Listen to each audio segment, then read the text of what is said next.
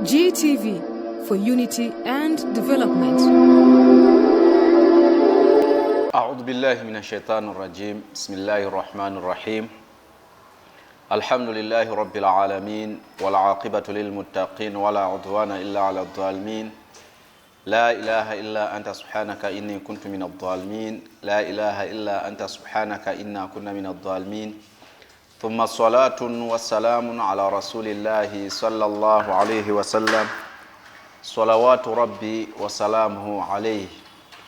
السلام عليكم ورحمة الله وبركاته. Amatenda amajuvuga Allah subhanahu wa ta'ala eranga yasanidde yeka kubanga tumutendereza nago. Yo Allah subhanahu wa ta'ala akyatuwadde omukisa okuba nti tukyali balamu. Buli Allah subhanahu wa ta'ala wakuwa omukisa mwana wattu kiba kikukakatako gwe wenna ali ku mukutu guno ali ku TV yo ku lutimbe gaggadde olwa GTV nti buli kakisa Allah kaba akuwadde beera ng'okakozesa bulungi. Omukisa Allah gwaba akuwadde gukozese bulungi. Lwaki tuguyita mukisa? Anti guggwaawo, era we gumala okuggwaawo guyinza okukomawo mu maaso, era guyinza n'obutakomerawo ddala. Tola hayatuka, ebbanga lyo lyonna eriba lisigadde. Nabwe kityo buli mukisa gwe tuba tufunye tugukozese bulungi. Tukirize nsaalire ku wekitiibwa nabbi waffe Muhammad sallallahu alayhi wasallam. Nabbi sallallahu alayhi wasallam eyatuleetera ekkula, eyatuusa ekkula lino ery'eddiini Busiraamu. Tukimanyi bulungi Allah subhanahu wa ta'ala yamutuma kyobola tugamba barragha risala wa adda al amana wa nasaha al umma, n'abuulirira omulembe gwe. Tewaliwo kyogenda kusanga mu bulamu bwansi wa illa ng'omubaka Muhammad sallallahu alayhi wasallam yakitubuulirira. Nabwe kityo tumusaalire, tubeere nga tumusaalira ngera we yategeeza nti man salla alayya salatan wahida sallallahu lahu biha ashar. Ye Allah ate akuteekako ensaasira 10 bweddu ng'osaalidde omubaka sallallahu alayhi wasallama olusaalira lumu. GTV lwe lutimbe lw'oliko mu budde buno bwennyini toyina nsobi gy'okoze okubanga oteze GTV. Ate nange Hamza Murushidi Busulwa, President wa Kigoroba Matali Group Limited, nange mba nnyingiddewo kulabanga nze nno naawe twebayako bye twejjukanya. Sibanzeka mba ne muganda wange Rashid Kiwanuka era mbuze Sufidi abeerawo ku kamera okulaba nga buli kimu kikola ki, buli kimu kitambula bulungi. So newankubadde era ababeerawo lwakuvuga mu speed naye wetu ne ttiimu ennene eya GTV okulaba nga programu eno ekutuukako bulungi. Hajjati Tubi Hadiya Muhammadi abeerayo eyo naye mu control room okulaba nga buli kimu kitambulira ddala bulungi. So tubeera wano nga twejjukanya mu birungi ebiri mu Busiraamu, ebirungi by'Obusiraamu bye tubeeramu. Nze nagamba buli w'olindaba alhamdulillah nze amasala nagata. Masala gayina level yaago, gayina bannyinigo. Ffe tuli eno mu birungi by'Obusiraamu. Tebaayo yo masala, atebaayo masala, tebaayo kweyuza, tebaayo kwesika bitogi, wabula tuba kwega twejjukanya birungi ebiri mu ddiini yaffe Busiraamu. Bituyambeko we tunoomanya ebirungi ebiri mu Busiraamu, mwana wattu bijja tutambulira bulungi nnyo. Abaliko mwenna ku programu eno bannange munsonyiwe, naye programu nabagamba si yakutumira. Naye buli gw'osanga aseeka, lwaki nze tontumirako? Anko Ali Emachini nkutumiddeko nnyo, ndabira maama mugambe naye mwagala nnyera naye mutumidde. Machindi awo ku Mbalaka Zone Nabisaalu, mwenna abali awo mwenna Masjidi Shura mwennaawo mbatumiddeko olwaleero no programu kantumireko mmwe pozi n'ababeera Lutembe mwentwalira abamemba ba Kigoroba Matali Group Limited bonna. Hamza Musanje defense ndowooza kati obubaka butuuse bulungi inshallah ta'ala. Tukyatambula n'ekirungi kyaffe kye tugenda okukomekereza olunaku olwaleero insha Allah subhanahu wa ta'ala kyetwagamba nti al islamu obusiramu nadhama bwateekateeka al mawsim fil ibadat seasons mu kusinza Allah subhanahu wa ta'ala. Seasons waliwo somesa munaye yangambye beera ku TV ekigambo seasons ate olwotoba ovuunudde emugamba seasons nkivuunule ntya nangamba ebiseera ebisukkuluma ku biseera ebirala. Yampadde amakulu amalungi. Season kitegeeza ebiseera ng'ate byo bisukkulumamu ku biseera ebirala. Wekuba kunyingiza eba season nti wano obadde ofunayo omutwalo kati wali oyingiza ekisukkuluma ku kino kyobadde nga oyingiza. Nabwe kityo tulaba ebiseera ebisukkulumu mu biseera ebisukkulumu kusinza Allah subhanahu wa ta'ala, ebisukkuluma ku biseera ebirala mu tusinza Allah subhanahu wa ta'ala, the seasons.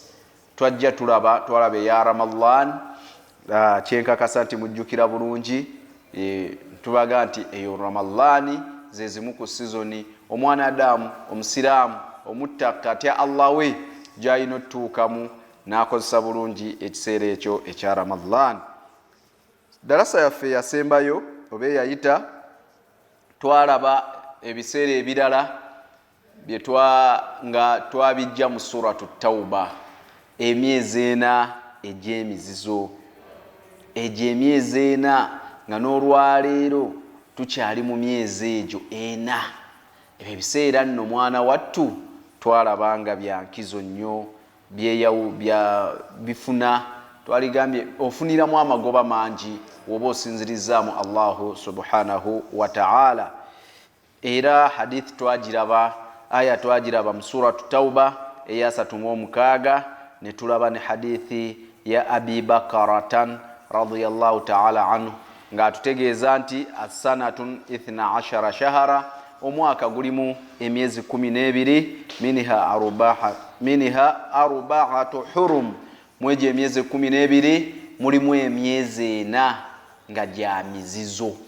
Emyezi egyena bimaana wokoleramu ibada yonna gy'okoleddemu esukkuluma, ebirungi by'ogifunamu webeera swala buli kanaku osaala, kuba naddala abasajja tetulinaawo waazi yonna ogambira nti tojja kusaala ku saidi yaffe abasajja, wa illa watayagala kusaala gusaba kimu Allah akusuula eddalo ogw'eddalo owone okusaala. Otherwise obanga okyali mulamu okyalinamu akategeera ng'obwongo bukyakola ne weba ku kitaana nga amagulu tegakola n'emikono, hakku osaala tulina nga tosobola na kuyimuka naye kasa tutegeera nti wajja kutunuulira nga gana amaaso galaga nti ategeera akutegedde nti gwe Rashidi eswala eba ekukakatako. Nabwe kitye ku saidi yaffe abasajja tewaliiwo waazi yonna ogenda kufuniramu break ekusonyisa swala 5 waazi gy'olina ng'oli mulalo.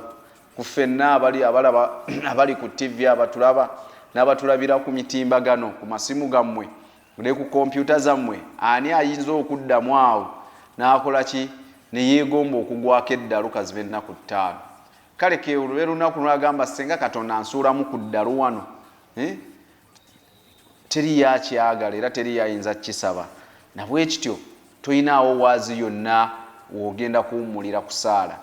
Ne wali wonna omwezi buli kanaku osala eswala 5 empeera ofuna mu Muharram, wotuuka mu sizoni eno, wotuuka mu sizoni ey'emyezi ena egy'emizizo, mwana wattu empeera zeeyongera obuyitirivu z'obadde ofuna mu kusaala n'emirimu emirala bwe gityo mu kusaddaaka. Kyolaba abalina ku ssente, baganda baffe abalina ku ssente, baganda baffe abali eyo Bulaaya, baganda baffe abali muno, muganda waffe amanyi nti ekyogenda kufa emyezi gino egy'emizizo at least weerekereze, kuba teri eyawaayo olw'okuba mbu talina kyakozesa ssente ezo oba talina kyagenda kukubi.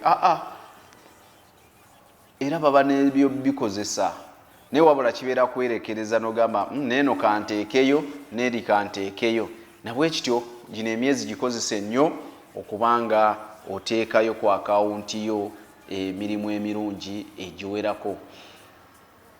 Mwegyo emyezi omubaka sallama gye yatugamba emyezi 3 gyo girinaaniganye, omuli Dhul-Qaada guba mwezi gwa 11, wa Dhul-Hijja omwezi gwa 12, wal Muharramun n'omwezi ogusooka mu mwaka. Nagamba wa Rajabun, ate omwezi ogwokuna abeera Rajabu ng'oyo abeera wakati wa Jumada wa Sha'ban, abeera wakati wa Jamada ne Sha'ban. Sha'bani guba mwezi gwa 8, then kitegeeza Rajabu guba mwezi gwa 7. So emyezi egyo ena gye tulabye obulungi myezi gya mizizo, myezi gya nkizo omwana Adamu egitalina kumuyitako.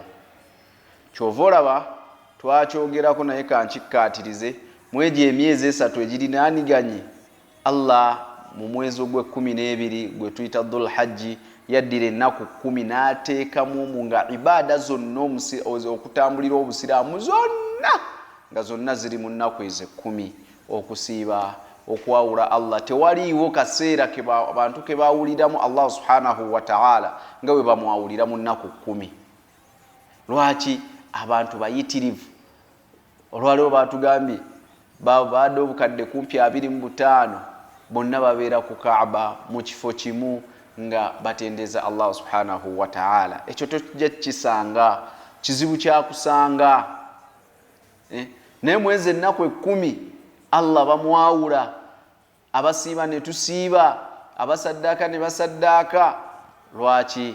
Nti Allah yakuŋŋaanyirizaamu ku ibaada nnyingi tusobole okubanga oba oliawo tufuna ku magoba ago agali mu gino emyezi egy'emizizo. Fadlu al-ikthaaru min siyaami naafila. Wetutuuka mu myezi gino egy'emizizo waliwo obulungi, fadlun, obulungi obuli mu kuyitiriza okusiiba okwa sunna, okusiiba ennaku eza sunna fi shahri al-Muharram, mu mwezi ogusooka mu mwaka. Ndowooza twaguyingidde gwe tulimu. Omwezi guno ogusooka mu mwaka tulina okuyitiriza ennyo gusiiba kuba gwa mizizo. Guli kwegyo emyezi emeka eno omwana Adamu gy'alina okwefaako.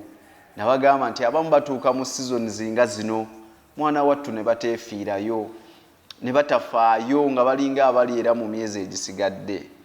Tetukoma okwo, abalala tubalaba n'akwata ssente millions 25 $6, $50,000 n'agenda e Makka. Ekifo kyatuuseemu ng'ali mu myezi egy'emizizo, mu kifo eky'emizizo, naye nga mwana wattu tamanyi kyakukoleramu. Lwaki? Ye ng'asuubira nti nga wabeera ku Gaddafi National Mosque e Uganda, embeera gye yeeyisaamu n'addaawo n'akuba olwali n'atumya caayi n'anywa, ne baddaawo ne banyumya, olunaku ne luziba eswala ye bajjawo nga bakimye na swala. Wagenda e Madiina era byasigala y'embeera y'emu gy'abeeramu. Ne weewuunya noga ono yabitegedde ddala. Wava e Madiina n'agenda e Makka ng'era y'embeera yeeyo. Abantu babeera mu Arafa, bali mu Arafa nga bali mu serefiizi, bali mu Arafa bali ku TikTok, bali mu Arafa bali ku masimu gaabwe. Kale tugambe nti bali ku social media nga basomesa, bali ku social media ng'era bakolerako da'wa, wabula nga bali mu kunyumya, nga bali mu kukola ebyate ebitabagatta muki, ebitagatta ku ddiini.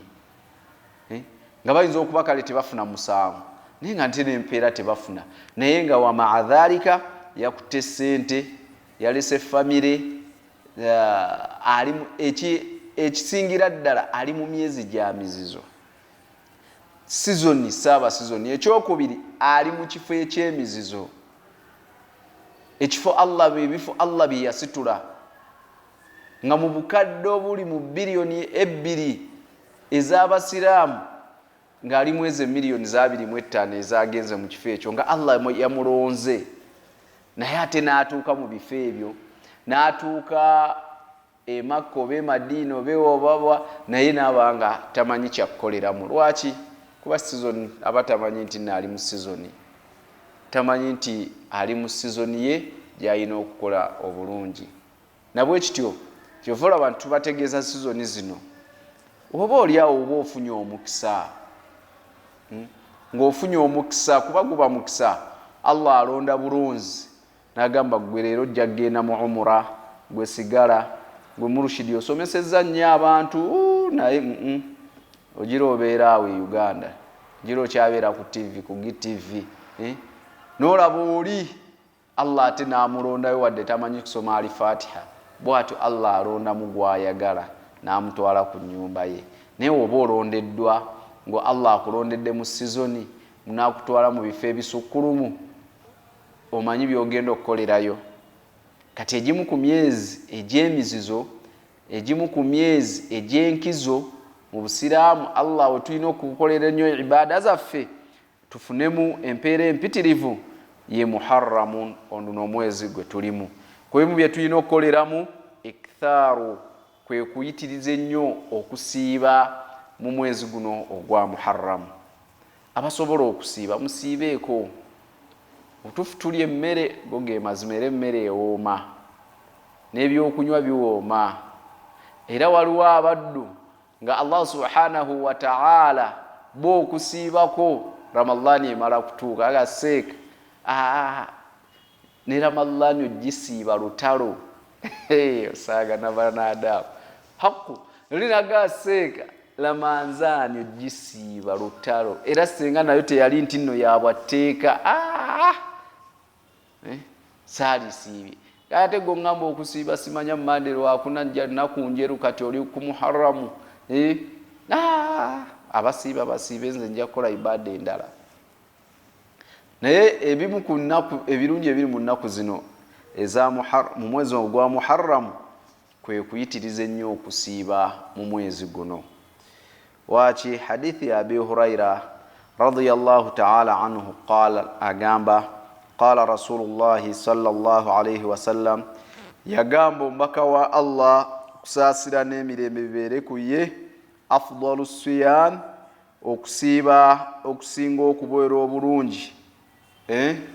Nsaba muwulirize hadithi eno n'obwegendereza.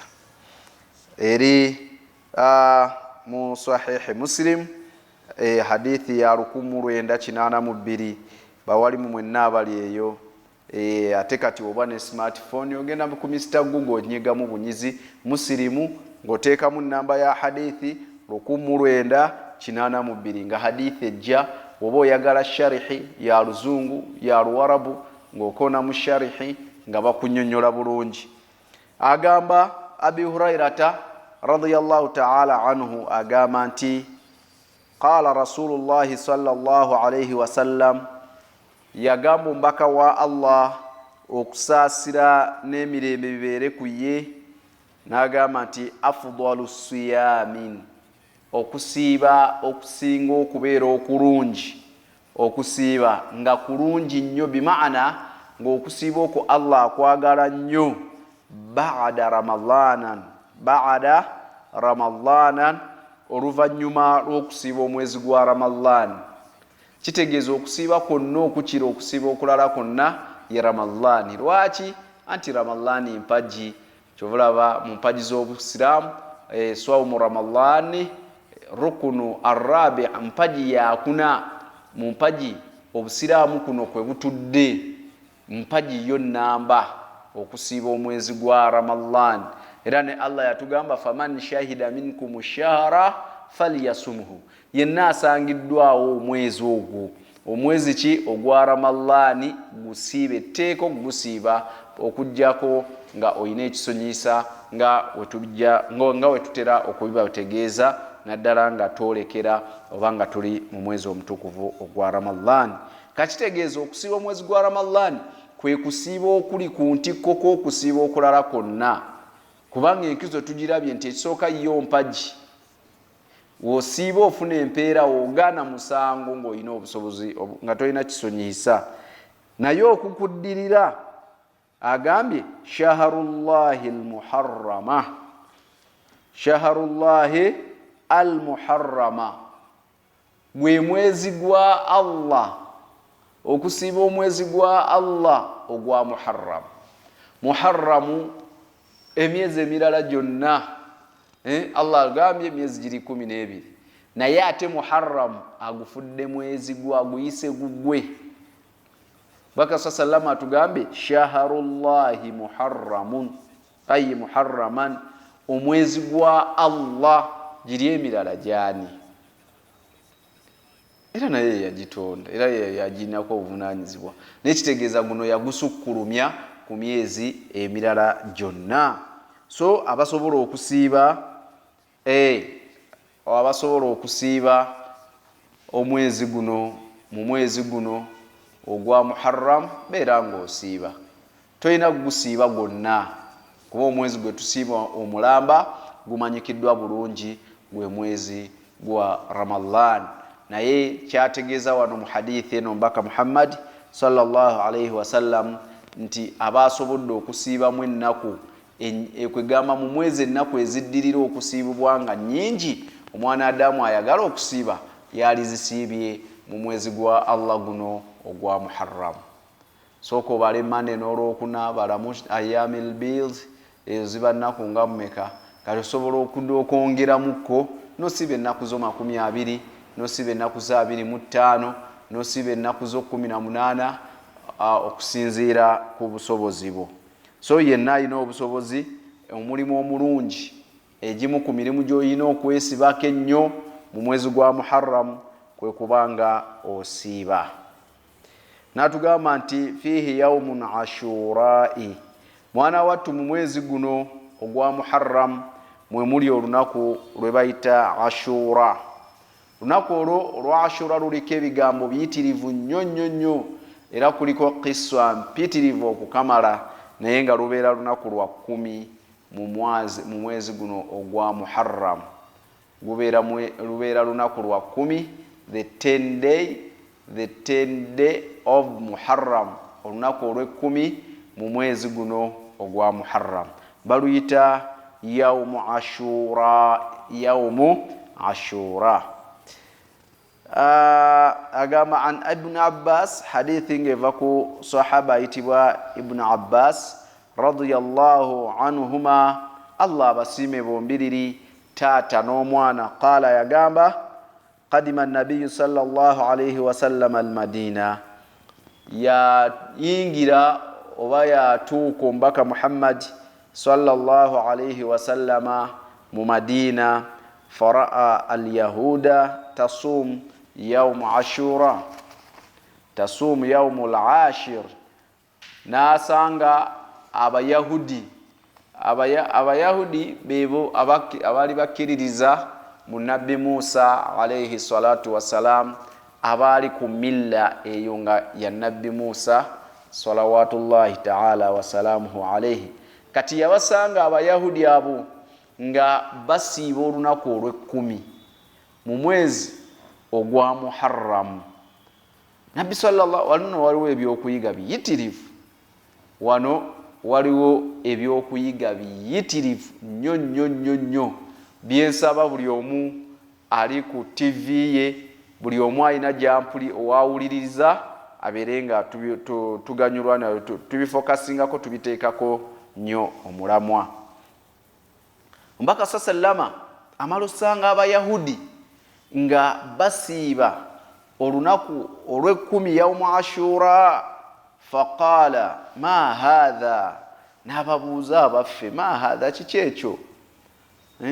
lwaki musiiba olunaku luno olw'e10 kyabuzi kiki musiiba lwaki musiiba naye abuuza subhana malikil quddus abuuza ye mubaka wa Allah subhanahu wa ta'ala kitegeeza mubaka wa Allah oyo asobola n'ofuna information aina information mwe gye mutamanyi gye mutalina nga ne byabuuza bayinza okuba Allah yabimutegeezezza dda naye humanity ak'obuntu olw'okuba tubeera abantu omuntu tamala gakola kintu nga talina nsonga.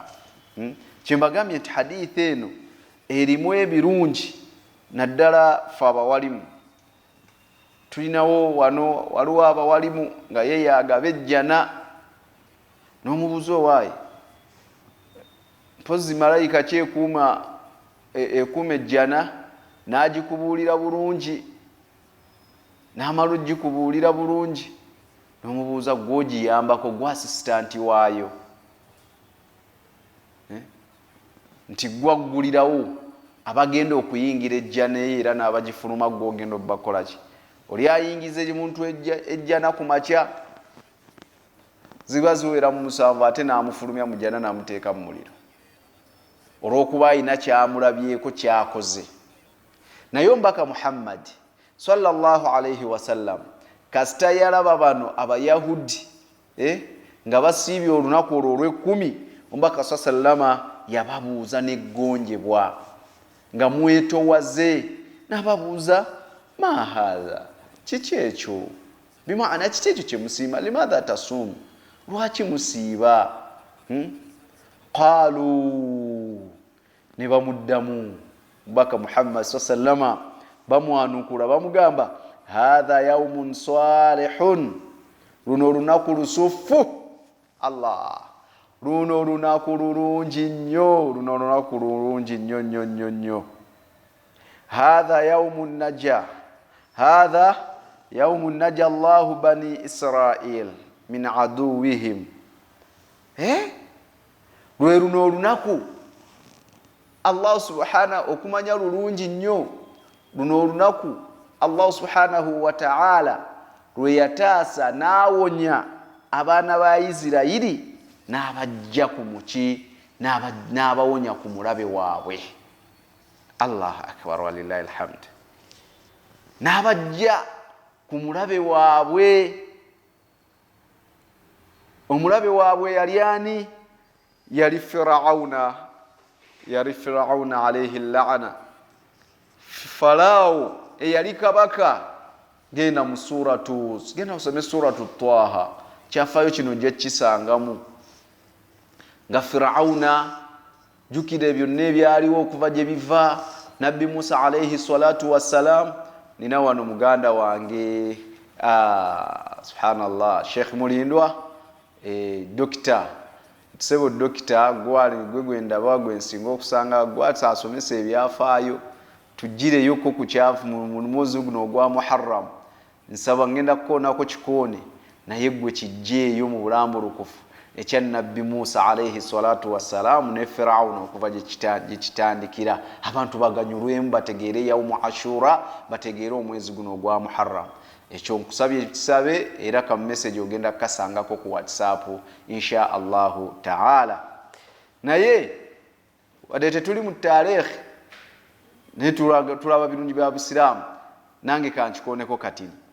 Nabbi Musa alayhi salatu wassalam amaze okukulira mu maka ga Firauna, essaawa etuuka Allah subhanahu wa ta'ala amutumye akomewo mu lubiri, akomewo mu maka. Ulira obuzibu obuli awo, kyobulaba badda'i tuba n'obuzibu. Okulira omuntu nga yakuweeredde yakuwadde school fees, n'ogenda n'osoma by'osomye, wallahi ogenda okulaba n'ogamba naye muzeeyi ate byakola byawukana, ng'olina okuddayo olwo Allah aba akusindiseeyo, ng'olina okuddayo omukwate bulungi omubuulire muzeeyi nno kino si kirungi na kino. Wabeera muzeeyi wa mukyala nga yayigiriza abantu okufuuwa emmindi n'ebirala, ng'olina okumujja ku mmindi eyo n'omulaga n'obubi bwayo. Naye si mulimu mwangu ogwo. Mu mirimu egirimizibwa ennyo gwe gumu ku egyo, ng'omuntu abadde akuweerera fiizi eyakukuza, abadde agulira kino olwala yakuwa omutwalo yakutwala mu ddwaliro n'ebirala, otandika omumugamba nti kino na kino si kituufu. Ogwo mulimu munene. Kaakati ne Nabbi Musa alayhi salatu wassalam akulidde mu lubiri lwa Firauna, amaze olukuliramu, avuddemu agenze Madiyana n'ebirala. Allah atamusaako obubaka nga nabbi, Allah amusindika agamba idhabu ila firauna innahu tagha, nedda Musa gende wa Firawo, gende wa Farao, mazima yaje asusse we yalikomye obujemu bumuyitiridde atwazze. Subhana malikil Quddus. Waqula lahu qawlan layyina, newe oba otuuse bwera ng'omugamba ebigambo ebirungi ebiwewufu, bimaana Musa tovuma, Musa tojerega Firawo, oli mukulembeze kabaka. Bakabaka b'ebiseera ebyo nga olaba olwaleero we tunagamba ye kabaka, ye pulezidenti, ye yaduumira amagye, byonna nga ayina ekifo, byonna omuntu omu alina ebintu nga bina, bimaana yalina obuyinza obusembayo mu nsi eyo. Nga waba asazeewo ekigambo nga teri yayinza na kumuddamu, fulwali tulina omukisa. Nguyite mukisa, nguyite ki? Kale gwe gutume kyoyagala. Omuntu ow'obuvunaanyizibwa mu institution ne mu ggwanga, oba minisita, oba pulezidenti, oba mufti, oba ani mukusaidi y'obusi, oba kadhi, avaayo n'ayogera statement, n'abaako byayogera nga bya buvunaanyizibwa. Kubanga abakulu okuvaayo okubaako nga okutunula mu kamera n'ayita bannamawulire ayogereko eri eggwanga oba atuuse information eyo, mu butuufu aba tagwiridde engwire, aba yagyetoolodde ne bamuwabula, amugamba kino oba wakyogera kyogere bwoti wadde otegeeza kino n'ebirala byonna byonna. N'omusajja mukulu oba mukyala mukulu amaliriza okwogera ebigambo mu ddakiika 3, omwana n'atuula waatudde wansi w'omuti oba mu kisenge, n'atandika omwanukula nga waavuma, wajerega, wamulaga nti tebyayogedde temuliimu makulu. Eyo nenkola si nnungi era si ya busiraamu. Naye oba oyagala kuwabula nga olulimi lwaseeredde oba nga information tokkiriziganyiza nayo, omukulu gy'aba akuwadde, waliwo emitendera mu busiraamu gy'olina oyitamu otuuse okwemulugunyaako. Mugabe wadde wayogedde bwoti, naye ate nze endaba yange eri bweti ne bweti. Na bwe kityo Allah subhanahu wa ta'ala alagira nabbi Musa agende wa Firawo, kubanga Farawo asussa ayise we yalikomye. Omuntu we yeeyita Katonda n'azimba omunaala neguwanvuwa, n'alinnya waggulu, anti Musa abagamba kusinza Katonda omu, n'abagamba ana rabbukumul a'la. Subhana malikil Quddus. Ana inze Firawo rabbukum, inze mulabirizi wammwe, a'la wa waggulu. Kati oba okyamugamba kyoyo atuuse ku ddaala etyo, oba okyamugamba ki atuuse ku ddaala eryo? Naye nabbi Musa olw'okuba oli yali nabbi wa Allah, abeerako protections eza Allah n'ebirala, yafuna obuvumu obumugambako, n'amugamba sinza Allah, kino kyokola kikyamu na kino kikyamu, naye byonna Allah ajja kukusonyiwa, gwe bireke. Naye gwali mulembe gwa biseera ebyo, mirembe baabanga balogosiba nga balogo balungi bafuusa. Firawuna n'akola deal ne nabbi Musa alayhi salatu wassalamu, ne bakkaanya babeeko we basinkanira mu lusenyu oba mu kibangirizi kiyita olwaleero ewaffe ekisaawe, nga ekibakuŋŋaanyizizza nga terina omu agenda kusasula ssente, wabula boolese buli omu kyalina, boolese buli omu kyalina ng'asinga amaanyi, eddogo lyali asinze amaanyi mwana wattu yaba awangudde. Kitegeeza nga Firawuna wawangula, Musa olina okudda emabega wa Firawuna. Mulwanyisaani, mulwanyise Allah, kisoboka? Bimaana ebyobusiraamu olina birekaawo, olina kubivaako, toddamu n'obyogerako, toddamu okugamba omuntu nti naasiramuke. Ne bakkaanya nti nange Firawuna Musa wansinga, ngenda kukkiriza bukkiriza Musa byatugamba. naye kiswa mpanvu kyobolaba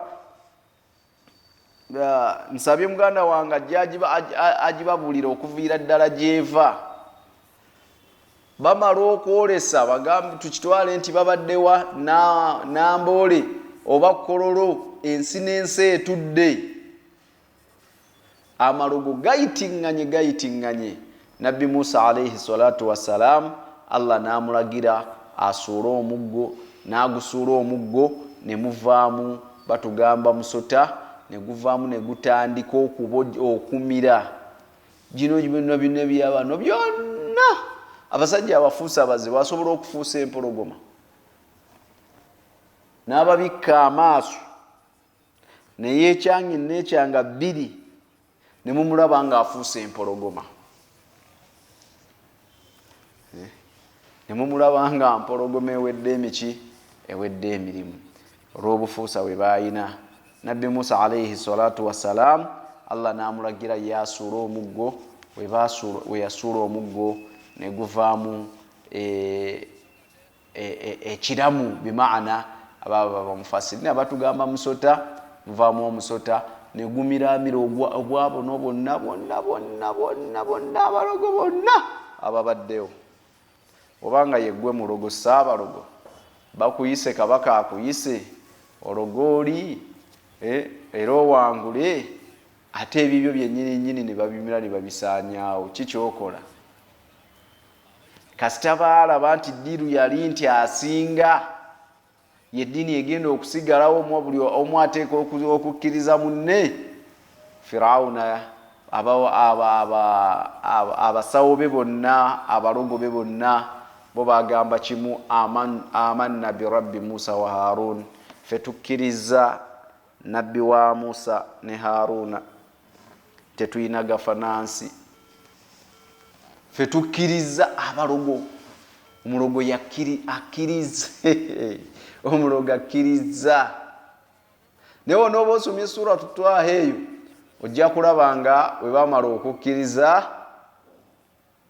Firawuna ye yakwata bukwasi ejje lyali eddene n'agamba yo Musa asaaga Nabbi Musa alayhi salatu wassalam n'afubutuka n'abeera nga afubutuka emisinde emiyitirivu ennyo ngadduka yeewonya ekibambulira oli ayina buli kimu Nabbi Musa alayhi salatu wassalam ng'ayina okudduka ekibambulira jukira oli ye yamukuza yakulira mu lubiri alina modern weapons zonna amagye gonna abalogo ba Firawuna bonna babadde awo boolwaba abange ebintu byabwe bisaanyewo babiridde bagamba kimu ffe tukkiriza nabbi Katonda wa Musa ne Haruna Firawuna naye koolu n'asitukiramu ne yeesitula ye kennyini kawe kamwe musuubira kati for example ala sabili al-mithali wane Uganda President Museveni okujja ogga nti kati oyo nze ngenda okumwekolerako walowooza ensonga eba ntono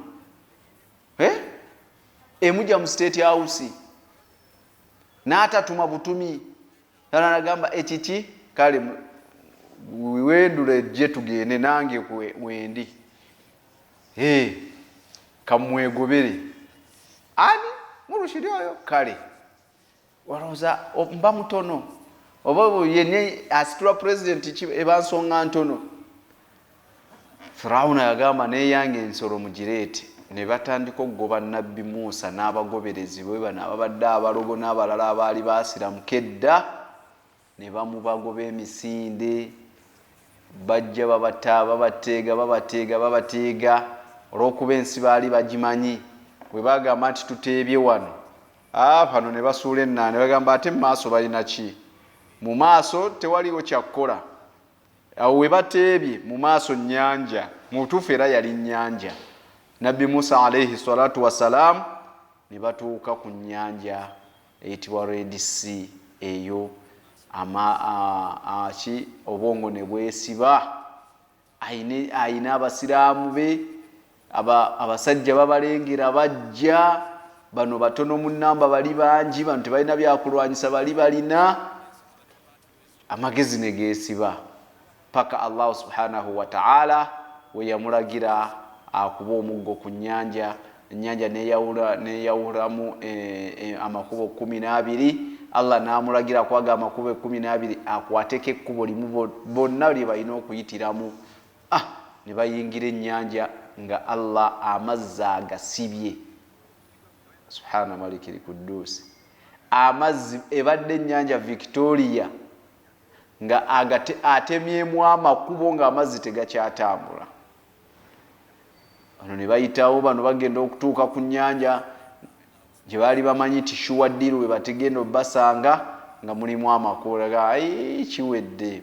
agize n'amakubo ono ate mulogo mulungi nabo ne bayingira ennyanja kasita baasomoka we papa abakkiriza abasiraamu ne Musa n'abagoberezi be kasita baasomoka ennyanja bano definitely Firauna n'ejje lye baali bamaze nabo okuyingira mu nnyanja bagituuse mu makkati Allah n'alagira ennyanja neddawo bonna ne bazikiririra mu nnyanja eyo bonna Firauna be yayina bonna awo tebaasukkawo nabwe kityo onatu Nabi Muhammad sallama bamugamba nti olwo lunaku tulusiiba kubanga lwe lunaku Allah subhanahu wa ta'ala lwe yataasa n'awonya abaana ba Isirayiri okuva eri omulabe waabwe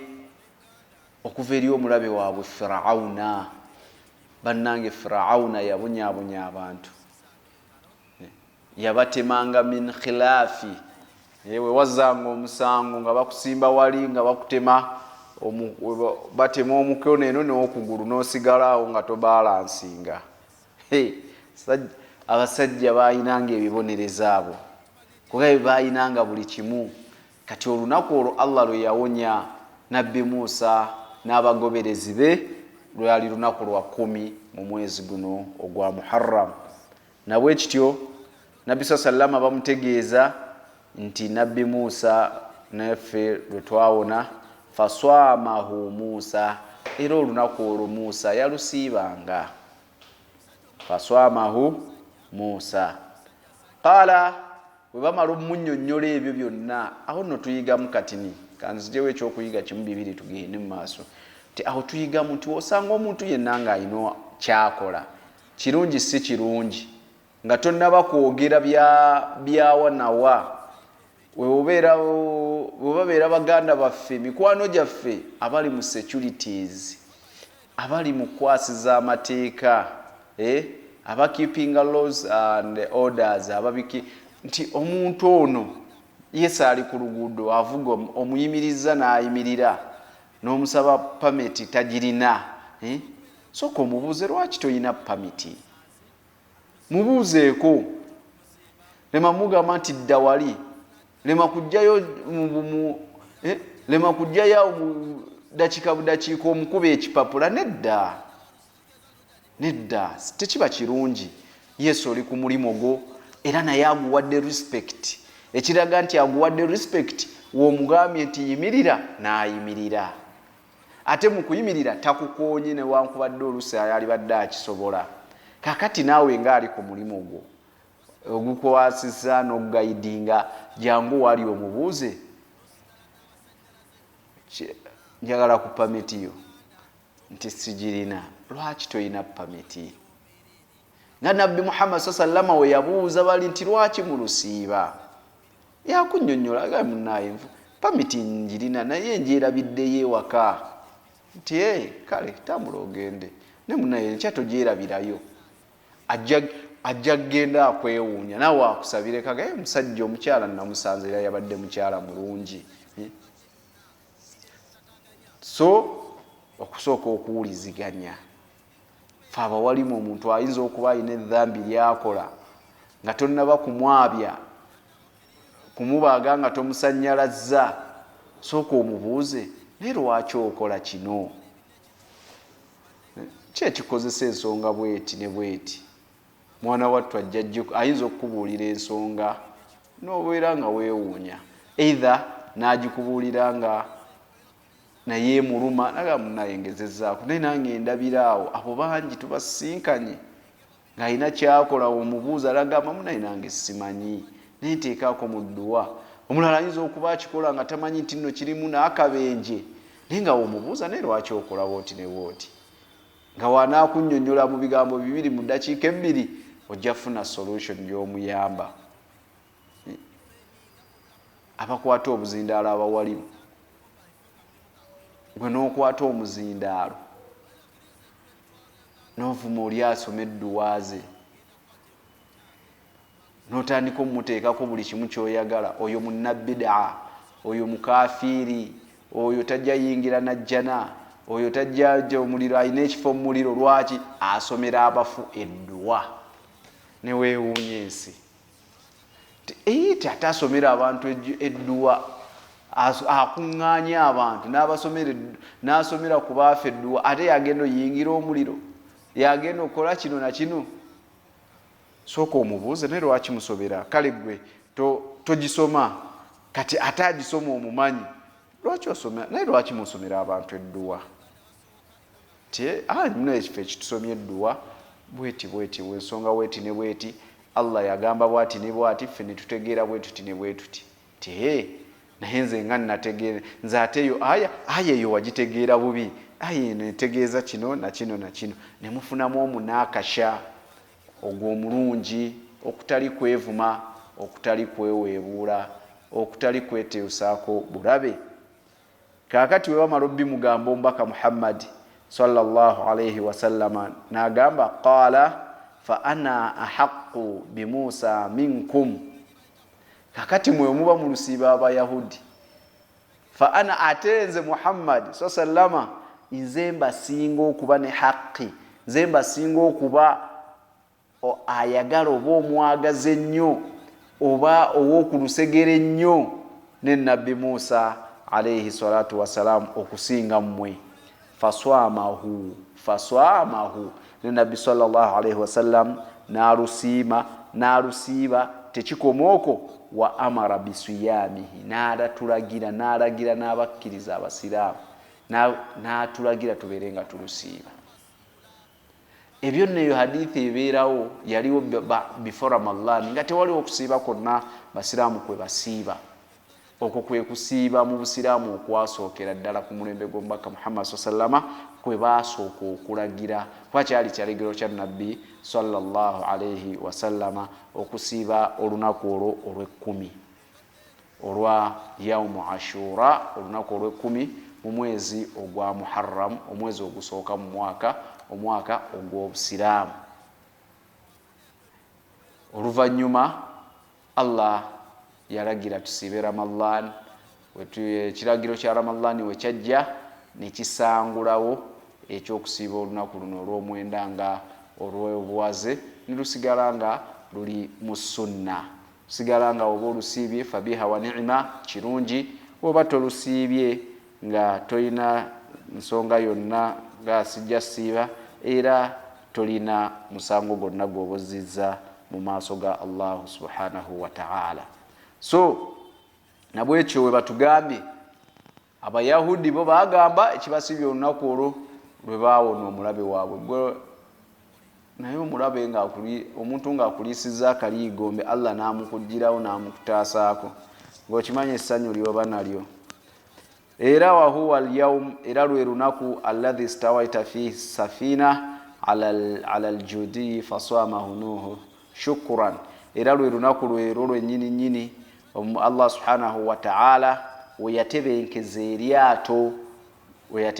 eryato ng'amataba gamaze okuzingako, gasamaze okusaanyaawo ensi yonna, ensi abafudde bafudde, ng'ebisigadde mu lyato bye bisigadde ebiramu.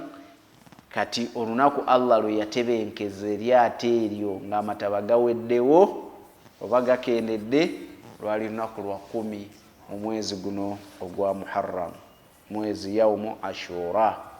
So tekyakoma okwo faswamahu Nuhu shukra, era tulabanga ne Nabbi Nuhu alayhi salatu wassalam yalusiibanga shukran nga asiiba olusiiba olw'okwebaza Allahu subhanahu wa ta'ala.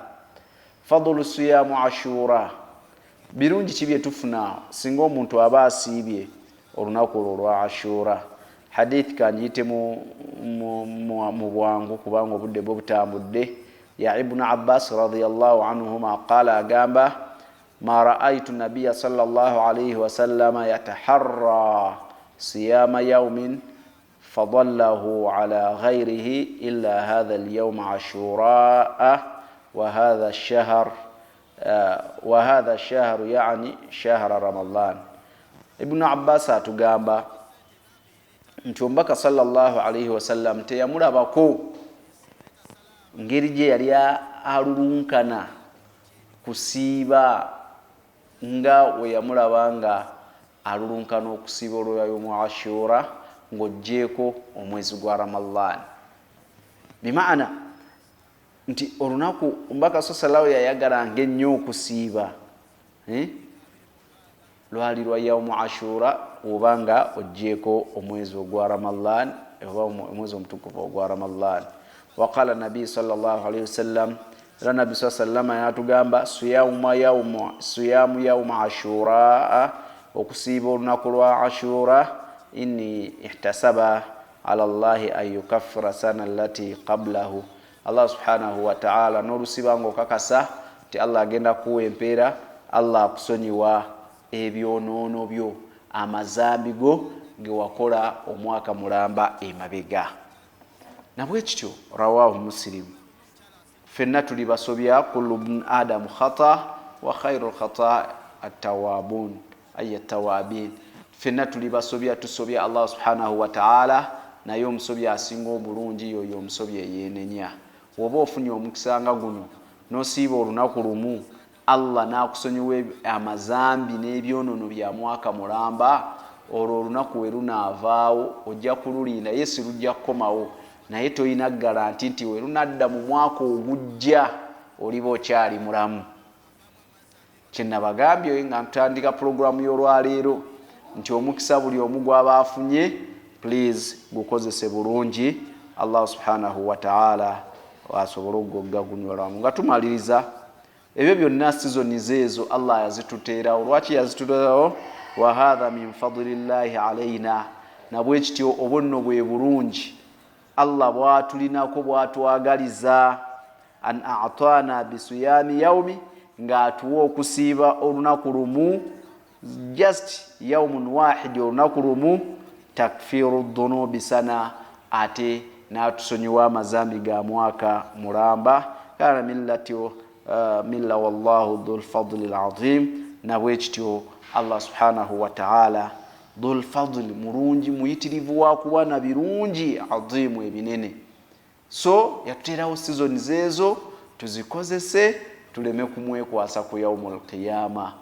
Baganda bange mwenna abatufollowinga, abatulaba, buli omu abatulabira mu madiiro gammwe, abatulabira mu maduuka, abatulabira ku masimu, abafuna emisomo gyaffe gino ku masimu, ku social media platforms zaffe ez'enjawulo, eza GTV n'ezange, ng'omuntu please tukozese season zino ng'okakasa nti gwe mukisa gw'oba ofunye, ng'era okakasa nti oyinza obutaddamu kufuna mukisa mulala gonna.